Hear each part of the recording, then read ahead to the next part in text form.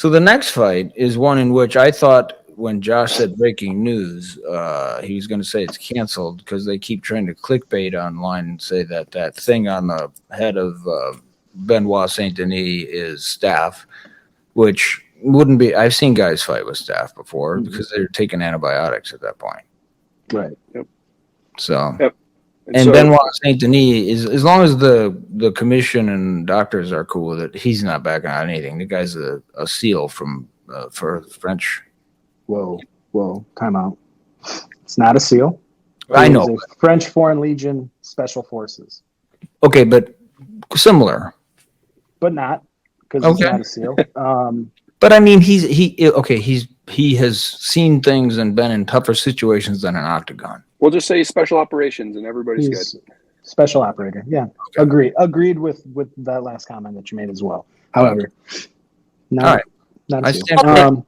I'll take this one. I mean, first off, he's from France, so I mean, let's bring it down a notch. You're right. They haven't won many times. In my experience, I mean, when I go to a restaurant, they ask me what kind of knives, and they're like, "We got this French one." I'm like, "Throw it in the garbage because that's given up halfway through my steak." I mean, so let's calm down, okay? I would love to see Josh and Sean Strickland do a podcast. That'd be so much fun. Hosted by Nina Drama. Oh, man. But I mean, that being said, the guy's knocked out 3 of his last 5 opponents and then submitted the other 2. So Dustin Poirier's been in some battles. I mean, that guy, I'm surprised he doesn't sound like fucking Nate Diaz as much as he's had his fucking head smashed in. And hey man, so as much as I am not a fan of the fucking French, I'm going with that guy. But whoa. Hey, by the way, Nate Diaz, he's always sounded like that, just so you know. I think he was born sounding like that. When he was in 7th grade, he had marbles in his mouth. Yeah. Wow, Josh. He's better than you don't. I did not expect Josh to pick Saint Denis. I did not, just because he's French. Well, I'm going to jump on that train, and I'm going to say that I think Dustin Poirier has mentioned it could be his last fight. So psychologically, I feel like he's already kind of thought about what happens if he loses after that head kick from Gaethje. A lot of people like Dustin Poirier, which surprises me because he's not. I don't know. There's nothing. I don't see. He's a good fighter. Don't get me wrong. I just don't see anything about him that is different. You know what I mean? Like he's pretty much like vanilla to me. Wow. And that's not saying anything bad. All I'm saying is it's surprising how he's very popular. And it might only be because he beat Conor McGregor, though. I was going to say he beat your lover. Just get it out on the air. I mean, that's... No, I mean, well, yeah, but that was... McGregor shouldn't have given him a second chance because McGregor knocked him out in their first fight in like... Oh, yeah. seconds. And that was legit Conor, too. That was when Conor was actually training and not drinking. Let's just say drinking. Yeah, that's all he's doing. Yeah. Wow. So you have Saint Denis winning as well? I think he's going to knock him out. Okay. I would 100% agree. I like Dustin Poirier as a fighter. He's been in some of the best battles and wars and knockdown dragouts that you love to watch those fights if you're a fan. Mm-hmm. But Saint Denis is a beast on another level right now, and he's got that look in his eye every time he comes out to fight. Like he is literally not afraid of anything, and he's going to run through you with everything he has. Yeah. He hasn't shown weaknesses in the UFC. No, he had one fight that he actually lost that I believe should have been stopped in the first round, and it went 3 rounds. But I've never seen anybody take that much damage and like be okay. The one, I mean, you look at his fights, and he only keeps getting better. Yeah, he's tough as nails. He's got a chin like Nate Diaz, but an offense like nobody had seen. Yes. Well, who have you seen knock out Nate Diaz besides Josh Thompson? Nobody, but right. I mean, Uh-huh. Connor hit him 8,000 times in that second fight and the first round of the first fight, and nothing. Yeah, Anyway, And I don't know. if it was unlimited time, Nate Diaz would never lose. I know. He'd just wear him down with his face. Just make it Yeah. a no time limit match, just like in jiu-jitsu. Nate Diaz is a secret genius. Is Nate Diaz like the real life Homer Simpson? Yeah.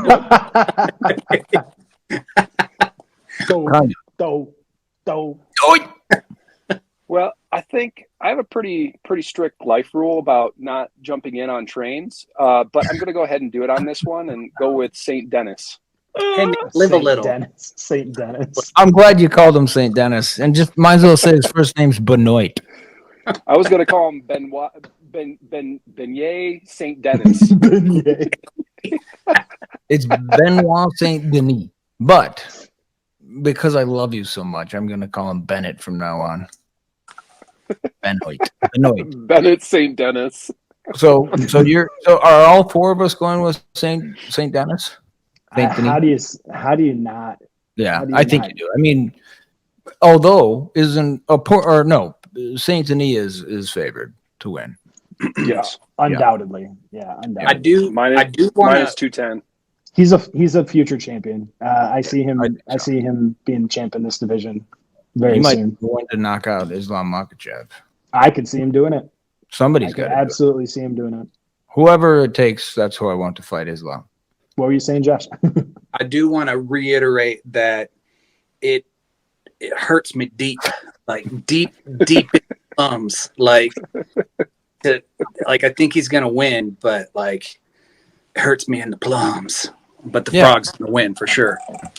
Yeah, it's like this how I felt because I like Umar Nurmagomedov a lot, and I felt like I was like betraying myself by liking someone from that Amish country in Russia. Well, I'm not going to say it's not because of the religion. They just are different type people. Yeah, they live I know in the plenty of mountains, bro. Muslims that are nothing like them. Yeah. Anyway, I like Khabib and I like Umar Nurmagomedov. The rest of them, I have a hard time with, particularly Islam, who's not humble. He's a cocky little bitch. Well, he's not little. He probably walks around about 200 pounds. Probably a good $185. Yeah, he's a big dude. He should fight at 170. Maybe for you that's hard to do. I mean, I'm walking around at like 240. I mean, that's 67% dick, but I'm just saying. I have been on a little health kick lately. I'm trying to lose a few gallons. Imagine how much bigger it'll look if you lose weight. Right? 80, 85. It's a real problem. I do want to say that I tried the Jacko Go today. Oh yes. And, it's not bad. And I had a conversation with Nate yesterday about like stuff that's good for you and how when you first take it, like makes your stomach feel weird. For sure. I mean, I was late. I was late to this today because man, this thing stirred me up. Man, I had that gut gravy almost running down my leg. Man, Oh my god. it was rough. That intestinal mud, bro. Like, damn, it was not good. Well, discipline equals freedom. Did you say gut gravy? Yes, that's brilliant. Fucking awful. Apparently, discipline equals freedom for that butthole, Josh. Jeez. Getting that fucking. Welcome to King of the Casuals. All four of us are about 12. Let's get into it. This is the big one. By the way, Josh Sean picked O'Malley and Marlon Josh picked the Vera. French guy to win a fight. I'm just saying that again one more time. Sorry. Yep. Sean O'Malley, Marlon Vera, championship. Who wants to go first? I go first. I think it was All right. luck, man. He hit him in the perennial nerve.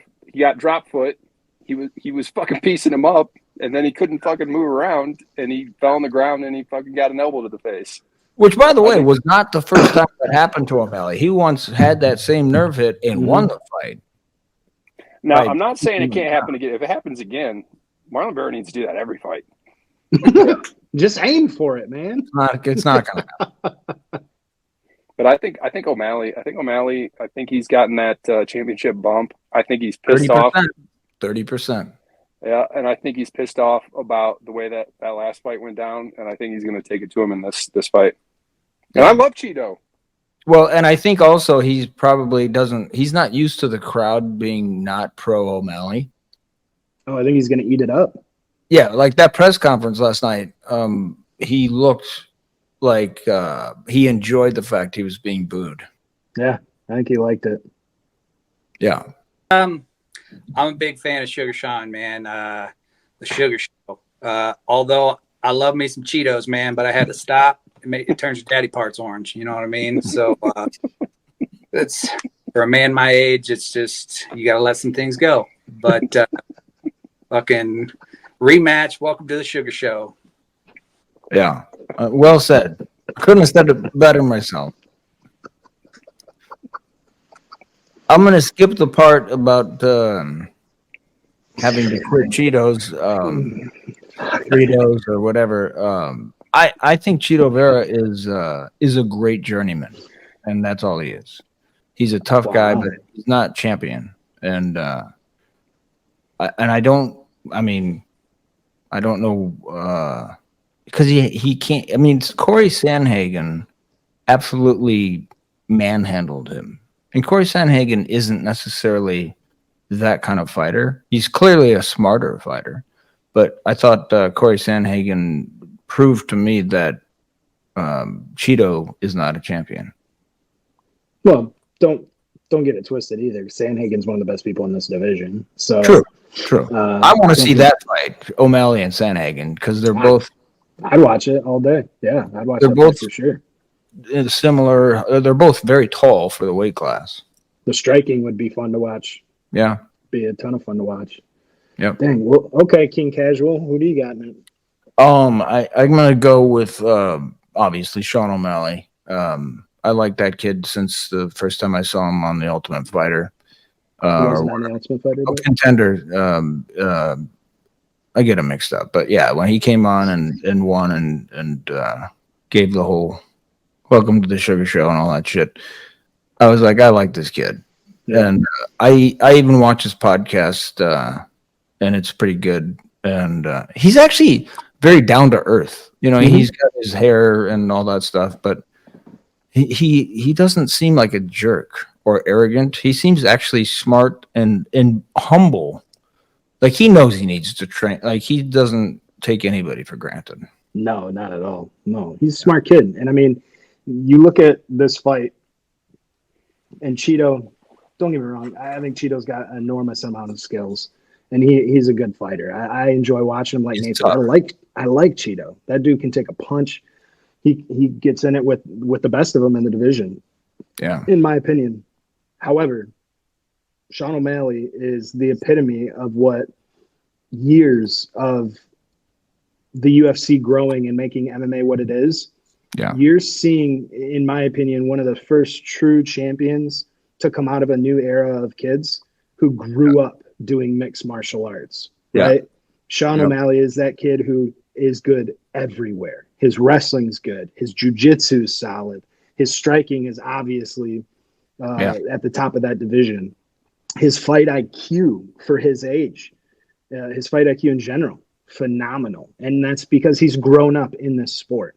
And, you know, some of the guys that are still in that division might not necessarily have grown up in it like he has. But you're going to start to see more and more champions like Sean O'Malley who have grown in this sport, have been doing it since they were, you know, before they were out of high school. And not just like wrestling in high school and then wrestling in college and then starting to strike. No, they've been striking. They've been doing Muay Thai. They've been doing jiu-jitsu. They've been doing wrestling since they were kids. No, I think O'Malley comes in and he's his usual tactician. If you look at bad matchups, I know it sounds weird because he lost O'Malley lost. Sean should be a terrible matchup for Cheeto. I agree. Anyway, so are we all picking the Sugar Show? I think it's hard to go against him. Yeah, it is.